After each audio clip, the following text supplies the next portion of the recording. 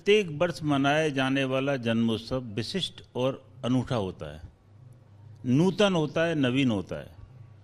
भगवान श्री कृष्ण का जब जब प्राकट होगा ऐसा प्रकट होता है कि ठाकुर जी आज जन्म ले रहे हैं। ऐसा लगता ही नहीं कि भगवान का जन्मदिन मना रहे हैं। भक्तों को लगता है कि देवकी के यहाँ कंस के कारागार में श्री ठाकुर जी पधारने ही वाले हैं। भक्तों की भावनाओं के अनुरूप उनकी भावनाओं को पुष्ट करने के लिए संपूर्ण मंदिर परिसर को भव्य और दिव्य रूप से सजाया गया है। भगवान श्री कृष्ण के जन्म गृह जो कारागार का स्वरूप है, जो मान्यता है कि कंस के कारागार में भगवान का जन्म हुआ, उस मूल गर्भगृह को कारागार का स्वरूप प्रदान किया गया है।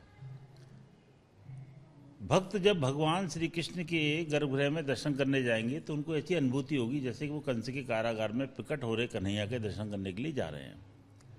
इस वर्ष इसरो के महान वैज्ञानिकों ने संपूर्ण भारतवर्षियों को एक विशिष्ट अनुभूति कराई, एक बहुत बड़ी प्रसन्नता का सुअवसर प्रदान किया।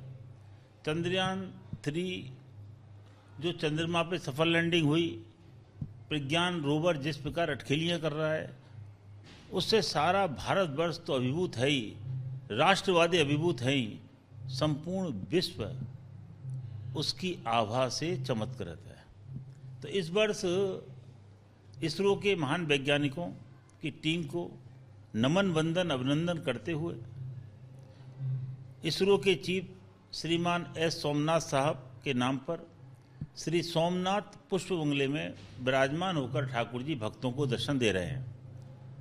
ठाकुर जी ने जो दिव्य पोशाक धारण की है, उस पोशाक को चंद्रमा की दक्षिणी ध्रुव पर जो अटखेली कर रहा है प्रज्ञान रोवर, वो जो दिव्य यंत्र है, उसके नाम पर पोशाक का नाम प्रज्ञान प्रभास पोशाक दिया गया है। आप देखेंगे कि भागवत भवन की सज्जा हुई है, जन्मभूमि की जो सज्जा हुई है, उसमें चंद्रमा की आकृति के मध्य प्रज्ञान रोवर विराजमान है।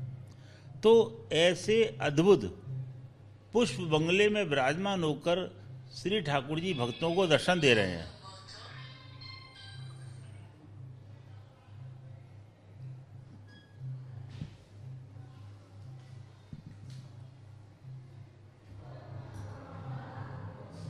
हम आपसे जानना चाहेंगे कि आप बता रहे प्रज्ञान प्रभास और सोमनाथ पुष्प बंगला।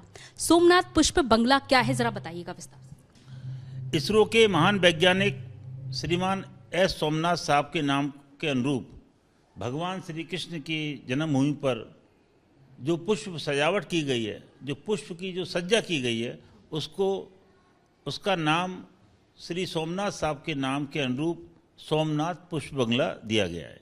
ये इसरो के महान वैज्ञानिकों का नमन है, वंदन है, अभिनंदन है और भविष्य के लिए शुभकामनाएं, मंगल कामनाएं हैं और भगवान श्री कृष्ण के श्री चरणों में उनके मंगल की अशेष प्रार्थना है। भगवान श्री कृष्ण की जो पोशाक है उसका नाम प्रज्ञान प्रभास है। प्रज्ञान प्रभास से हम क्या समझे? प्रज्ञान रोवर का नाम हो गया प्रभास। प्रभास माने आभा, चमक। उस प्रज्ञान की चमक से संपूर्ण विश्व अभिभूत है, आश्चर्यचकित है। तो ऐसे श्री ठाकुर जी की पोशाक के दर्शन कर कर देवता भी चमत्कृत हो जाते हैं, अभिभूत हो जाते हैं। इसलिए श्री ठाकुर जी की पोशाक का नाम प्रज्ञान यंत्र के अनुरूप प्रज्ञान प्रभास दिया गया है। पूजा अर्चना कितने बजे से शुरू हो जाएगी और उसके क्या कुछ उपाय रहेंगे और क्या मुहूर्त क्या है?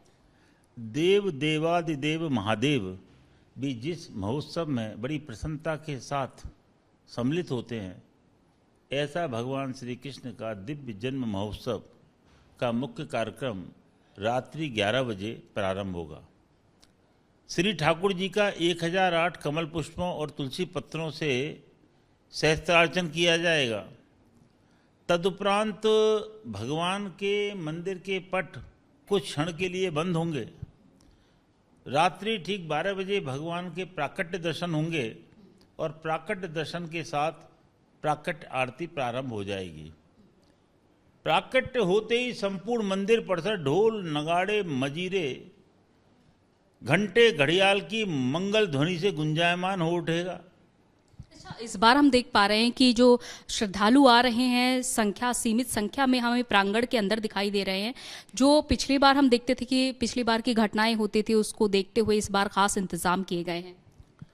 देखिए, जैसे जैसे भगवान के जन्म का मुहूर्त समीप आता जाएगा, श्रद्धालुओं का उत्साह और रेला बढ़ता ही जाएगा।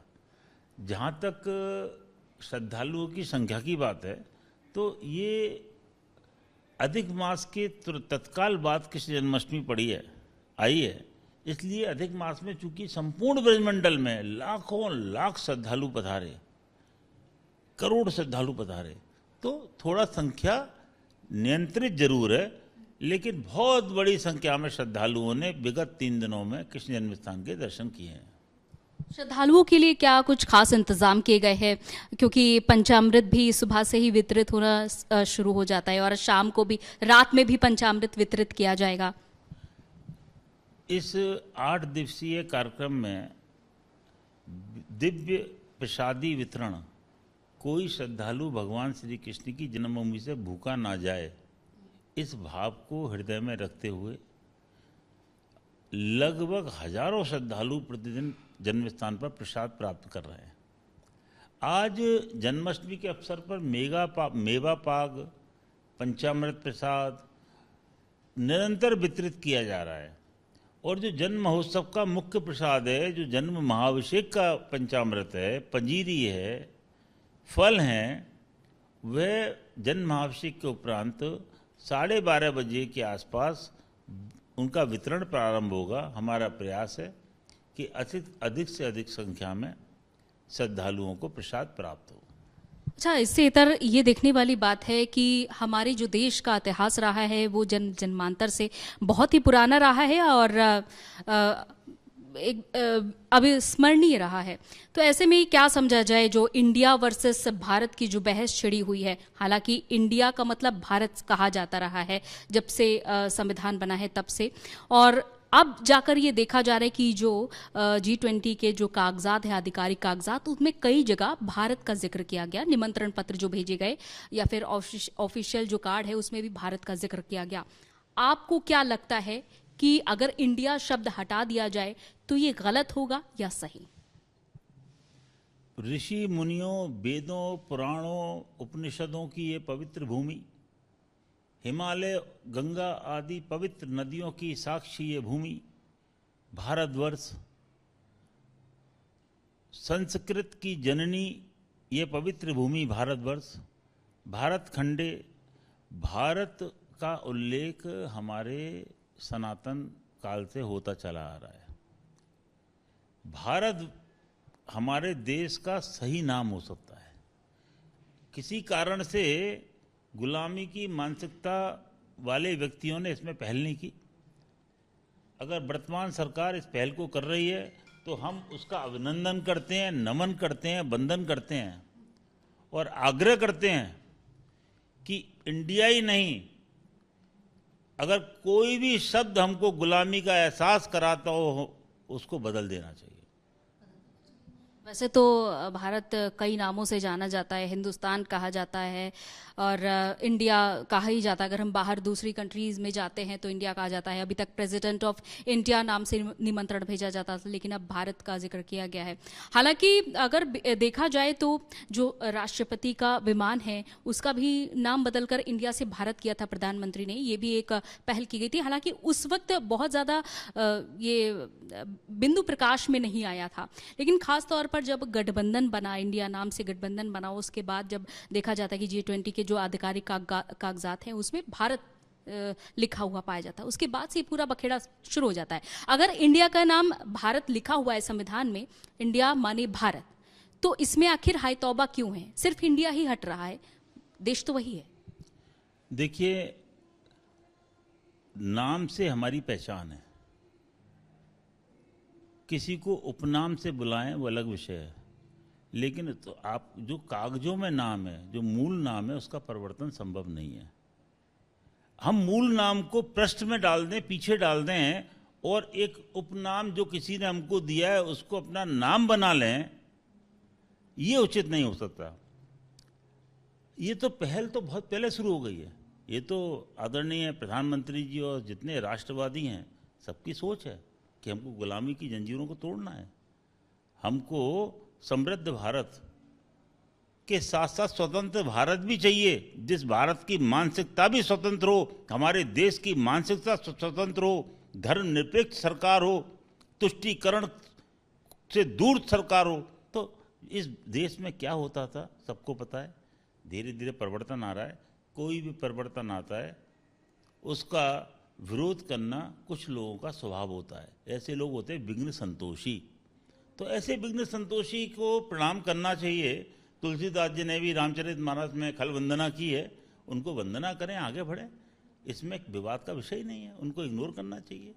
भारत को पुष्ट होना चाहिए, भारत को समृद्ध होना चाहिए, भारत को अपनी स्वतंत्र, आज देखिए भारत की नीति स्वतंत्र है, भारत की रीति स्वतंत्र है, भारत की सोच स्वतंत्र है, विश्व गुरु के पथ पे अग्रसर है। हम इंडिया को लेके विश्व गुरु नहीं बन सकते। हम सत सनातन धर्म, हमारे वेदों में जो हमारा नाम है, जो हमारे उपनिषदों में हमारा नाम है, जो संकल्प लेते हैं पूजा में आदि में, जहाँ हमारा प्राचीन नाम है, हमको उसके साथ आगे बढ़ना है। नाम का हर व्यक्ति, हर देश के जीवन पर प्रभाव पड़ता है। बहुत से देशों के नाम बदले गए, यहाँ नाम थोड़ी बदला जा रहा है, यहाँ तो उपनाम को साइड किया जा रहा है। उसमें क्यों है तो भाई, उसमें किसी को क्यों दुख होना चाहिए?